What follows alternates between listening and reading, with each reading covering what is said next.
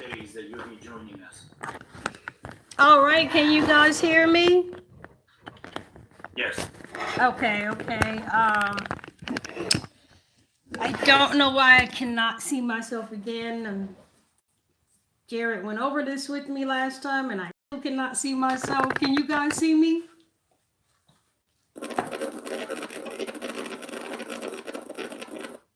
Can you hear No. me? No, but we can see your picture. Okay. All right, then We can see your picture. all right. Well, we are gonna carry on then. I'm not gonna. We are not gonna not get through this this time. Well, good morning and happy New Year to everybody. Happy New Year. Happy glorious 2019. I am so excited. Man, I really struggled to enter into the new year. If you could see me right now, I'm actually my hand is all wrapped up. I've got a little cast on it. I broke my finger a couple of days ago, and it's just been a lot getting into 2019 right at the end there. But I came in broken but victorious, broken and undefeated. Amen. Yeah, but I am. Lenine, Yes, sir. Dr. Intimacy, Yes. the surgeon for your soul. Yes. So, Explain to everybody why you are Dr. Intimacy. well, intimacy is my passion. The study of intimacy. As a matter of fact, I've actually coined a phrase, which is intimateology, which doesn't exist. That was just the wisdom of God to give that to me. And intimatology is the study of intimacy. And the reason that I coined that phrase is because I realized that there is no specific study of human intimacy. And when I say that, sometimes people are shocked. They're like, "What are you talking about?" We do have human intimacy. It's called sexology, and I'm like, no. Therein lies the problem that people use the term intimacy and sex as one and the same or interchangeable, as if they are synonymous. When in all actuality, they have relatively little to do with one another. There is a convergence of circumstances that can cause intimacy and sexuality to cross paths, but for the most part, they are two very distinct concepts or phenomenons, and sexuality is pretty biological, and intimacy is more metaphysical, and so they really don't have anything to do with each other, under except under a very small set of circumstances. And so intimatology is the study of intimacy, or in other words, the study of core to core, and this is my definition of it: the study of core to core interaction between human beings. And the reason that I'm so very passionate about that is because I realized many years ago, through my own struggles with sexuality, having been raped and molested when I was 2 years old. I grew up with a very warped understanding of love and intimacy. One of those incidents happened, well, they both happened with people that I knew and that I loved very much, people that were close to me. And so I already had a very warped understanding of intimacy and love growing up. And so I went through my life not really understanding how to separate the two. And when I came into the church and I was seeking deliverance from all of those issues that had occurred in my life because of living an extremely promiscuous life, thinking that I was going to find love, thinking that that meant connection, thinking that that meant intimacy, there was a gross lack of wisdom and guidance coming from the church to really help me understand what I was going through. And I spent many years studying sex and perversion, thinking that I was going to find my answer there. And I really thought that that was the problem, that there was a lot of sexuality and perversion. And that was indeed a problem, but it wasn't the problem. The problem was lacking the understanding of what intimacy really was, how to really connect with people on a God level, how to connect with people at the point of his agape love, how to connect with people at the point where you literally begin to abide. And the word intimacy is not in the Bible, and so I can understand why that might be difficult for people to teach and to preach on. But the elements and the concepts of intimacy are so clear. And so my mission is to break down and help people understand what intimacy is on an intellectual and practical level, and then tie that back in biblically, and then show you how to practically apply it in your relationships. Okay, and just before we get into the intimacy, I would really, if you don't mind, hope that you would share, and go a little deeper. Give everybody an introduction to Lenine. If you could go a little deeper in your testimony and and your rescue, Oh, you know, the no, no, coming that, out of the darkness, everything. yeah. But I, Because I want people to have a better understanding of you and to feel you, and that way, when we get into the intimacy over the next 3 days after today, for the rest of the week, that they'll be able to come with some better questions and understanding you. okay, sure. Boy, that could be a long show. We could spend the rest of the week just talking about that. But to talk a little bit more about my testimony. So I come from a very broken family. My mom was a single mom. My dad was at the time, God rest his soul, he's passed on now, so I'm definitely not trying to drag his name through the mud. But at that time, when he took my mom, I mean, he's basically a pedophile. She was 15 and he was almost 40 years old, and he took her away from home, and made her a go-go dancer for his band, and sold her into sex slavery. And he was extremely abusive. He would beat her, rape her, and so she had a really, really rough upbringing. He was married at the time, so I was a product of adultery. So that was my dad when they were together for 10 years. So my mom, of course, was extremely abused. And I was exposed to a lot growing up, growing up in that environment. When they separated, she left him when I was an infant. And so I actually never had the opportunity to grow up with him or to meet him, probably to my protection. Even though that was sad growing up without a dad, it probably protected me from being exposed on a deeper level to some things. And so, but coming out of that background, my mom, of course, was very, very broken, very dysfunctional. She was a good mom, did the best that she could, but she had a lot going on with her. And so I grew up around a lot of promiscuity. My great grandmother was a product of sex slavery. Slaves in America. She was a master's child, as they call them. And so, we just have perversion running through the family: homosexuality, incest, molestation, rape. We had criminology running through the family. We had a lot of crime, a lot of thugs, a lot of drugs, a lot of domestic violence. And there was poverty, there was illiteracy, and that was pretty much the environment that I grew up in. And so I was always looking to connect. I was always a very intimate child. I wanted to connect with people, but I was not accepted. I was rejected from the age of 3. As soon as I went to preschool, I mean, kids just hated me. I never knew why. And so I suffered from a lot of rejection growing up: rejection from my father, rejection from neighborhood kids, rejection. I was the youngest in the family. So, you get picked on and teased a lot when you're the youngest. And so rejection from my older, family members.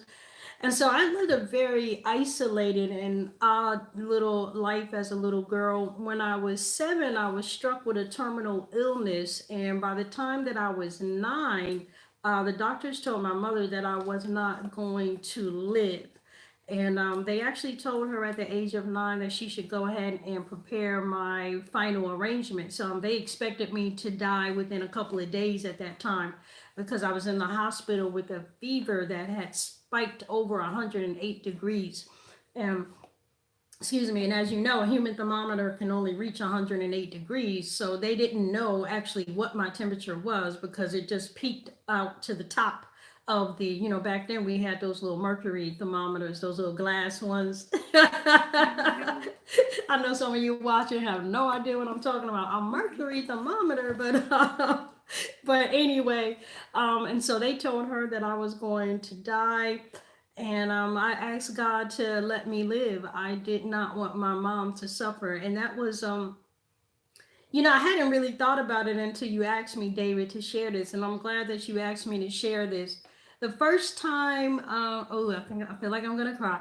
The first time I can remember having intimacy with God, like experiencing intimacy with my creator, because that at the end of the day, my objective for teaching on intimacy is, yes, to improve your relationships on earth, but ultimately my passion is to improve your relationship with your creator. And the first time I can remember experiencing genuine intimacy, and I probably didn't know how to label it as that back in that time, was when I knew that the doctors had said I was going to die because I was having like an outer body experience. When they said it, I was really pretty much unconscious, but I was aware of what was going on.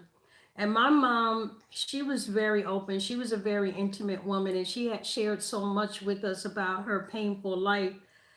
I could not imagine this woman going through anything else. I wanted to die. I had been sick for a little while and I was in excruciating pain. Physically, mentally, emotionally, I hurt. My body was swollen from head to toe. Everything hurt. I mean, to brush up against me, just to brush my skin would send pain shooting through my entire body. Blinking my eyes hurt. I mean, everything on me hurt. And I believed that I was going to go to heaven if I died. And so when they said that I was going to die, I really wanted to die. I wanted to go home. I didn't want to hurt anymore. I didn't want to be rejected anymore. I didn't want to be teased anymore. I wanted to go home to this place that I had heard about called heaven. But I love my mom so much. I mean, she was like truly my shero. And I could not imagine my mom going through the pain of losing a child. It was just breaking my heart to think about that. And so I remember laying in that hospital bed and praying to God in a way that I had never really prayed for him. And I didn't understand salvation at that time. I didn't really consider myself saved, but I knew that God was there. I knew that he was always with me. And I was crying. I said, Lord, I want to come home and be with you. I do. I really would love to be with you now. But my mommy's going to be so sad if I die. She's going to be so sad. I said, please, please let me live. Please don't take my life. Please, please let me live, God. Please do this for my mommy. You know she's been through so much and she loves you. Don't let me die. And it was just such a genuine, authentic, open, touching moment that I had with the Lord. And this talk on intimacy this morning is making me aware in a way that I never had, that that was the first intimate moment that I had with him as a friend. And obviously I'm 43 now, so that was 34 years ago. He answered my prayer. Not only did he not let me die that day, ooh, I'm sorry. Not only did he Don't be sorry. not let me Don't be die, sorry. This explains a lot to me. It explains a lot to me about you, because I never knew that part of your testimony. And so it explains to me that why, when I told you of my almost similar situation as an adult, why you were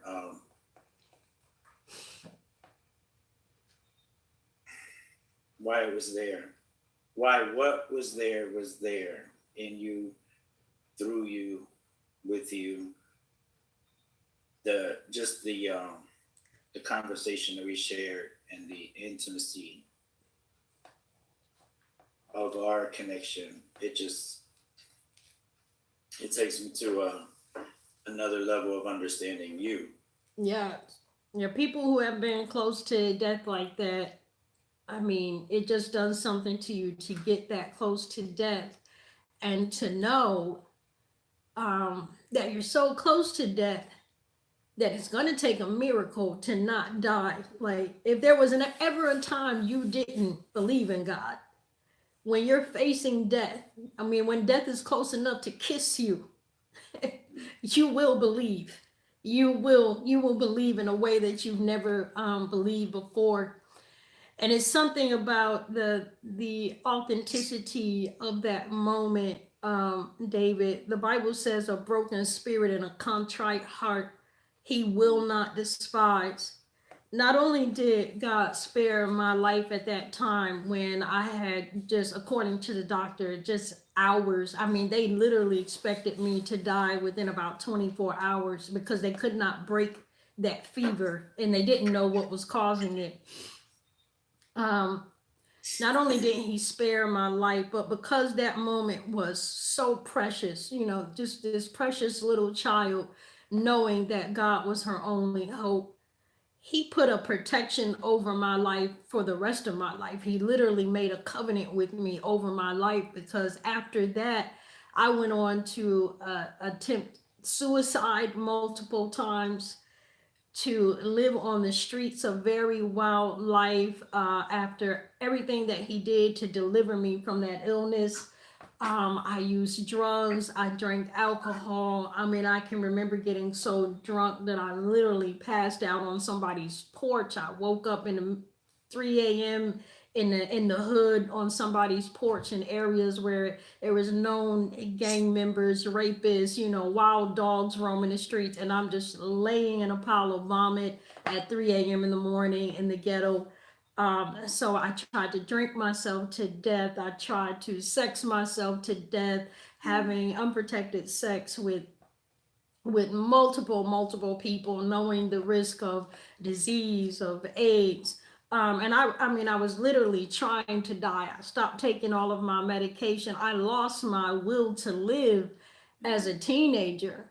And I was held at gunpoint on three different occasions. I had a gun to my head. I had a knife to my throat twice. I was stabbed in the back with a butcher knife, by a jealous girl in a fight. I mean, I'm telling you, near death car accidents. Death was so on me. I mean, this spirit of death was trying so hard to get me, because according to every natural law and every spiritual law, I should have been dead. I was doing everything to ensure that I died. I opened every door for Satan to kill me. I went through a period of Satanism, of devil worship, and witchcraft. This was all after that prayer that day. And no matter what I did, no matter where I was at, what I was doing, who I was doing it with, how death was trying to come, it could never touch me. God would never let death have me, because of that moment, that day that I prayed to him. He made a covenant with me over my life. And You that know, is what intimacy oh in your man, wow. relationship with God will birth. You know,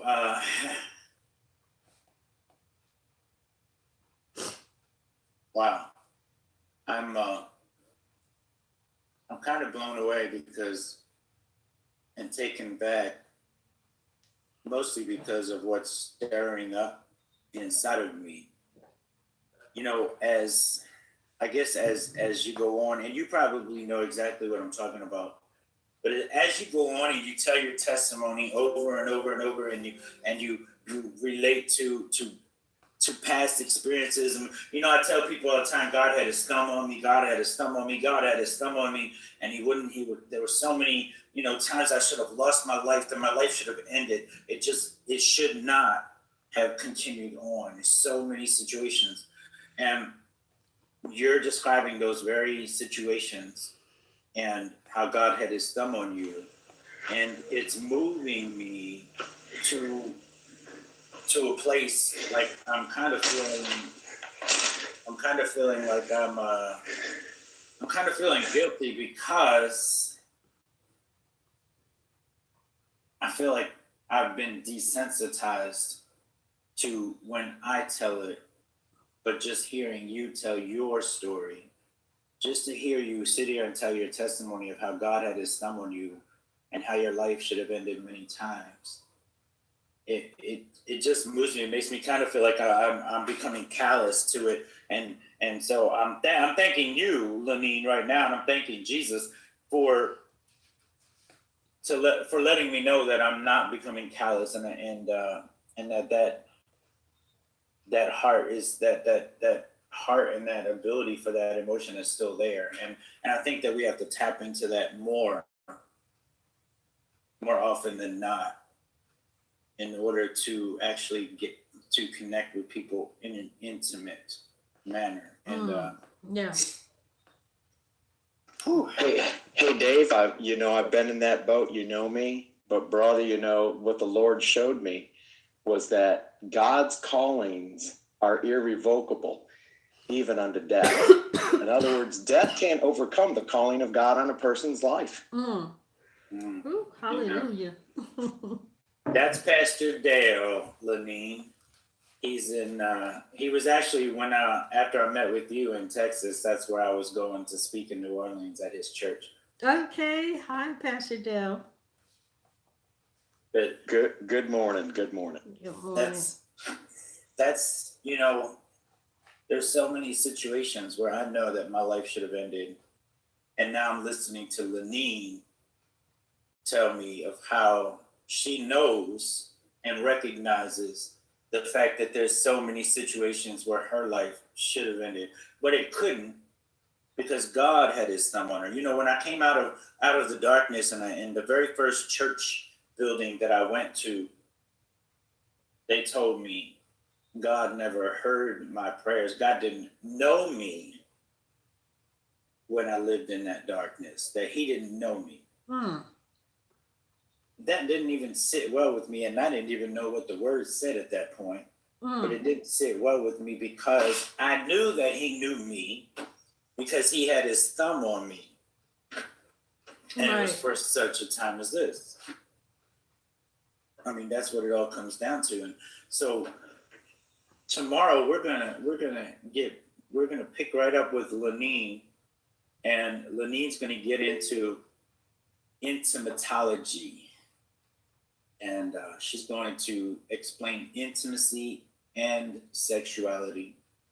Yeah. And, it's so important, because we must understand it. But as we sign off, I'm going to ask Mike Heath to come on in here and to just talk about our ministry plans and goals again. Well, coming right up, David is going to Iowa to speak. And we all know how expensive it is to travel. Hold on one second. So turn this down. please, at this point, pray that God would. Okay. Hey, YouTube. They're still. Make sure my mic is off. So I was on a radio interview this morning with my my beautiful friend David Author. He is the founder of I Belong Amen Ministries, and he actually spent 31 years living as a woman. He is a biological male that identified as a woman for 31 years, and so he was a male prostitute and a drug addict, and just lived a really, really dark life. And he's got an amazing testimony. So I'll put his link down there so you can check out his testimony and get his book, little book, but it's so powerful and good. But we he wanted me to come on and talk about intimacy, like really explain what it is. And so that's why I titled this video Sex, Worship, and Intimacy. And I'm sorry I didn't get to do a little introduction before we got into all of that, but I was running late for the show. So I'm going to talk to you a little bit more in a minute. Let me make sure that they're not asking for me. Whenever you want to get it to me, and we will ask Lenny. So yeah, because I think, and when the show is over, they like for me to do a little Q&A. So that's why I still have the camera running. So let me see what they say. We're off. Awesome. Thanks, Lenny. You're welcome. You're welcome. Wow. Yeah. Wow, man. So I didn't know if anybody had any questions. I stuck around just to make sure. I've got my YouTube live running. So if anybody has any, they're gonna have to hold them till tomorrow because we want okay. We want to make sure that the questions get asked on the air, so okay, they get answered. I figured. Okay, well, awesome. I love you guys. Happy New Year. And real quick. Yes. Lenine, just can you jump in 20 minutes early tomorrow, and I'll just set up. We'll connect to your computer, and I'll set you up. Okay. Can you just? Okay. Yes, I will. No problem. Because I'll need to do it right before the show to make sure it's going to work. Okay. All right. Love you, gentlemen. I'll see you tomorrow morning. Amen. Love you too. All right. Bye-bye. Okay, I'm back. Thank you. And so I titled this Sex, Worship, and Intimacy. So I'll be back on tomorrow live at 8 a.m. Central Time. And that's what we're going to be talking about. Sex, worship, and intimacy, but the focus is going to be on intimacy and how understanding intimacy can improve the quality of your relationship with Yahweh. And I got so emotional telling that testimony because I never put that together, that was the first intimate moment that I had with God. Was in the hospital when I was 9 or 10. I can't remember if I was 9 or 10, but somewhere around there. That was that first really intimate moment that I had with him, as a friend, as a father. Wow. Like he was just there. The closeness was so intense. So make sure you get back on tomorrow. I don't want to get into it and go over it again, but what I'm going to start doing tomorrow. So I'll be back here 8 a.m. tomorrow. Okay. I will be back here 8 a.m. Central Time. And I'm going to go over the 20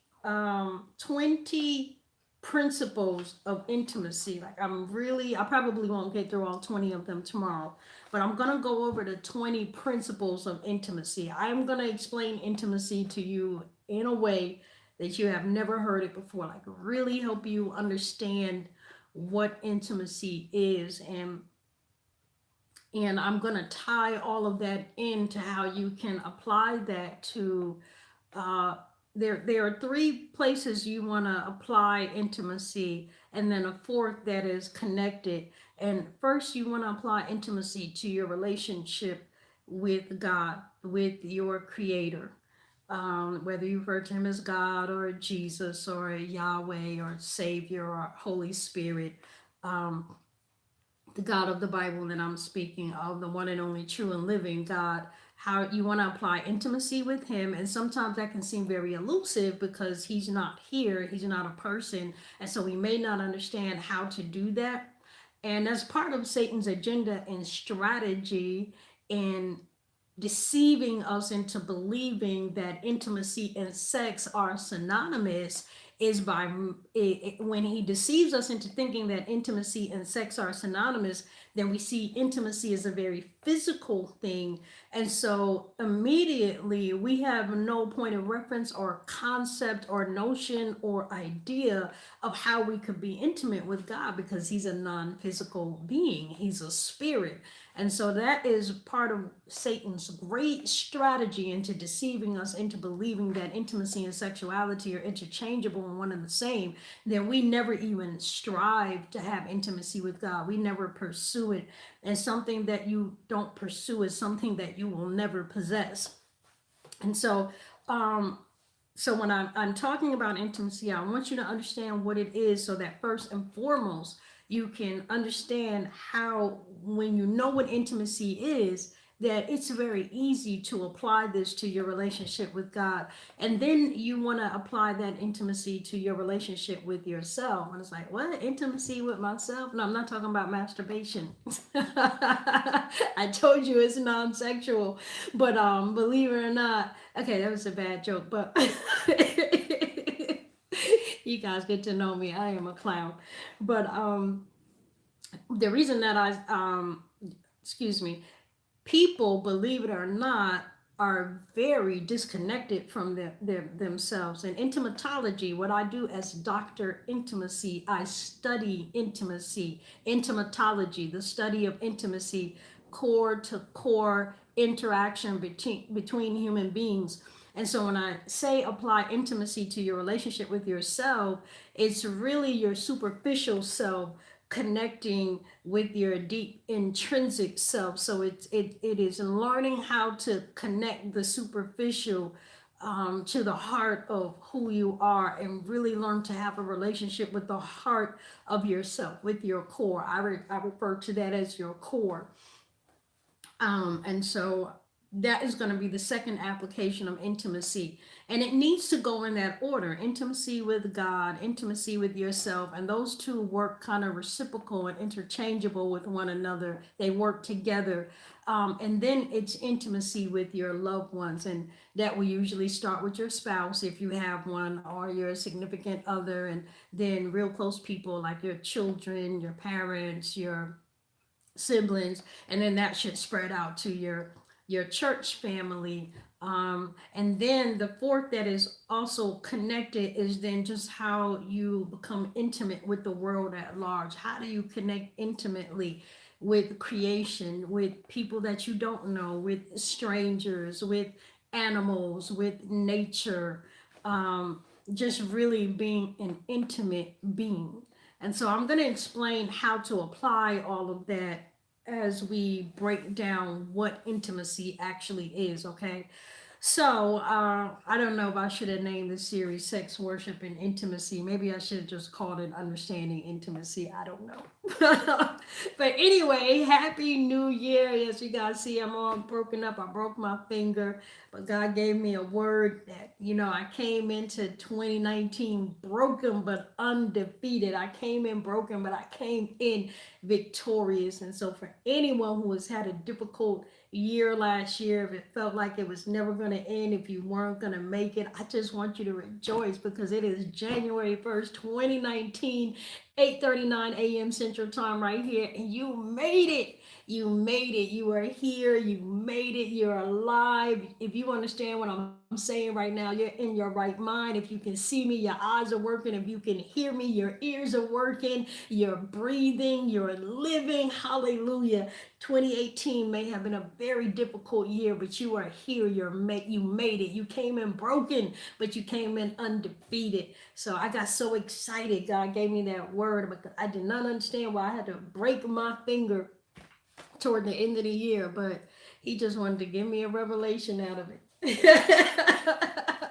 And I shouldn't be running in the house too. So, but he'll take your mess and turn it into a message, right?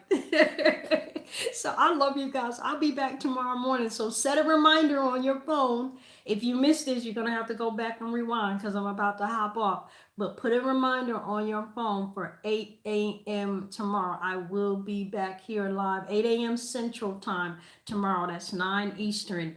Okay, and that's 8 Pacific Time.